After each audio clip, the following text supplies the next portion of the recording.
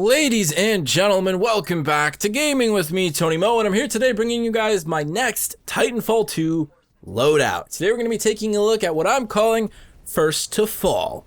This is a loadout all about aggression and harassment, staying mobile and hunting pilots to build your Titan and drop it as quickly as possible.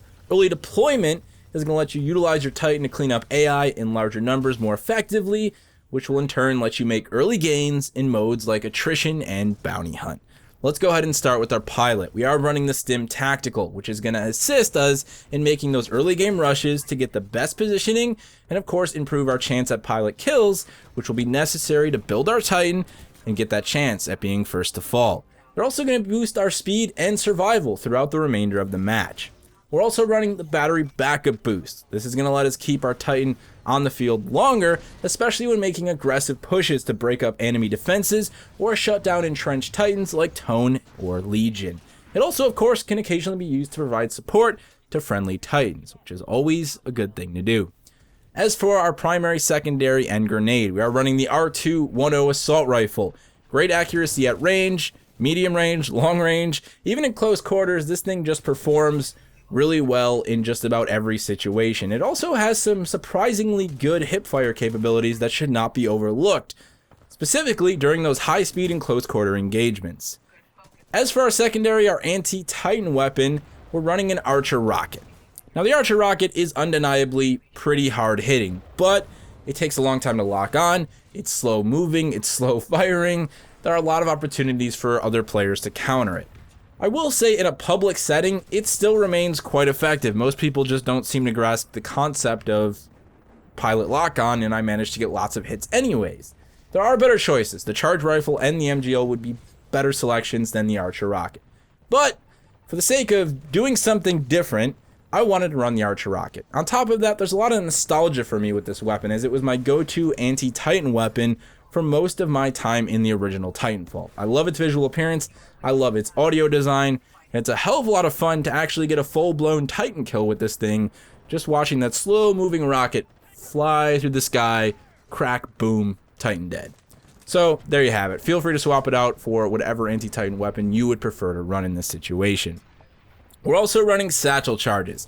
Satchel Charges are outstanding for AI cleanup. They let you stay on the move, on walls, as unexposed as possible while racking up AI kills. I really like Satchel Charges for this. They also let you do some sneaky damage on enemy Titans. You can drop them on the ground, let a Titan walk over them, you can throw them at Titans. I particularly like the idea of rotoing a Titan, pulling out the battery, then mid-air as I jump off, throwing Satchel Charges to get that extra damage on before I retreat, or maybe even make a second rodeo attempt. As for our pilot kit, we're running the Power Cell. This is going to let us recharge and utilize our tactical ability more often, making our Stim more readily available. This is going to let us work it into our tactics more often. We're also running low profile. When you're making those big early game pushes, minimizing exposure, maximizing concealment is definitely a must. If you really want to get those big flanks on maps like Eden, for example, getting that height advantage and then using low profile to conceal your jump kit goes a long way in those early game pushes. Let's talk about our Titan. We are running the stunning, the ever sexy Ion, in this instance, the Ion Prime chassis. Ion is going to be the needle that we endlessly poke the enemy with. The slightly rusty, hot, maybe even dull needle that we just keep poking the enemy with. This is going to put her where she functions best, and we're going to use her shoulder-mounted cannon, that laser shot, to harass enemies at a distance and slowly eat away at their health, then make our move to clean them up, either with our laser core, maybe some help from a friendly Titan, or you can get in close with a nice combo and bring them down with an execution. Ion has really turned into like this ultimate combo Titan for me. I'll block with the Vortex Shield, do some damage by firing their weapons back at them, hit them with a laser shot a couple times, watch their health bar go down, down, down. As soon as they hit Doom State, I'm going to go ahead and dash in and whack them with the fist, activate that incredible Ion Prime execution. As for my Ion kit, I'm running Overcore. Overcore now starts at 30% build since the recent patch. This means that we can get Laser Core as early as possible. If you really can be first to fall, or at least early to fall in a match, I like the idea of being able to clean up AI and build that Laser Core as quickly as possible, get it ready when you're doing damage to enemy Titans along the way, and just be the first person on the field to have your core ability. This will really give you an advantage in doing extra damage to those more potent Titan combos or Titan players that may be on the field. The second piece of kit here is Entangled Energy. This is the first kit in that slot you unlock for Ion, and honestly I think it's one of the best choices, and it plays a big part in my personal success with Ion and also maximizing your damage with her. Critical shots when running Entangled Energy will help you restore energy, enabling you to then fire shots from your laser cannon more often. This is guaranteed to increase your poke factor by at least a variable of 10.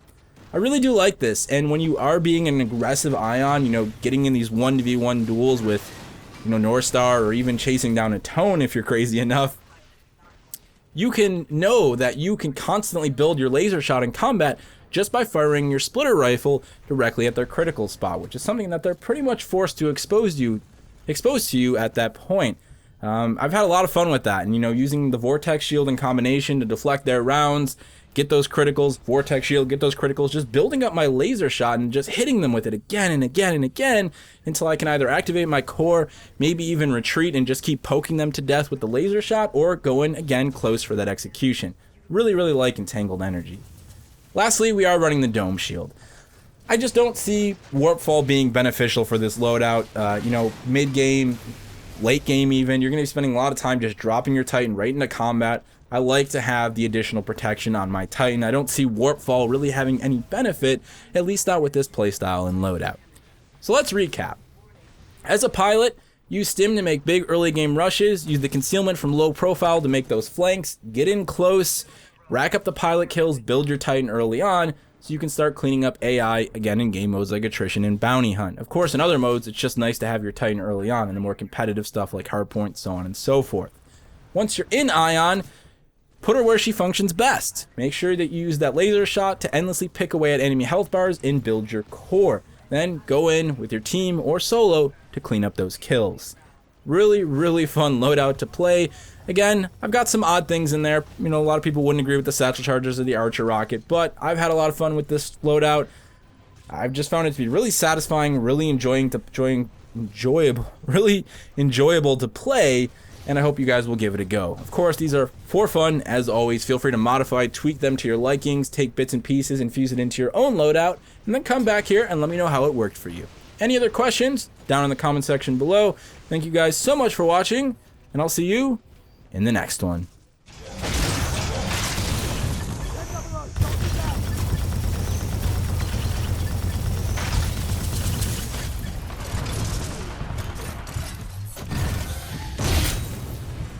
Good focus, great kills.